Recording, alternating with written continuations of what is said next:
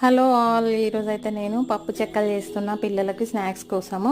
దానికోసం అయితే పచ్చిమిరపకాయలు, ఎల్లిపాయ, జీలకర్ర మిక్సీ పట్టుకొని పక్కన పెట్టుకోవాలి. తర్వాత నూనె వేడి చేసుకోవాలి కొంచెం. తర్వాత బియ్యం పిండి బేసన్లు వేసుకొని కావాల్సినంత, దాంట్లో జీలకర్ర, నువ్వులు వేసుకొని కొంచెం ఉప్పు వేసుకొని నానబెట్టుకున్న పెసరపప్పు, సగ్గుబియ్యం కూడా వేసుకొని కరివేపాకు వేసి మంచిగా కలుపుకోవాలి.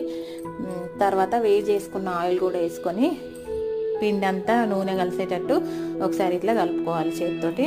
తర్వాత వేడి నీళ్ళు పోసుకుంటూ పిండిని అయితే మంచిగా ఇట్లా ముద్ద చేసి పక్కన పెట్టి ఒక పావు గంట పక్కన వదిలేయాలి.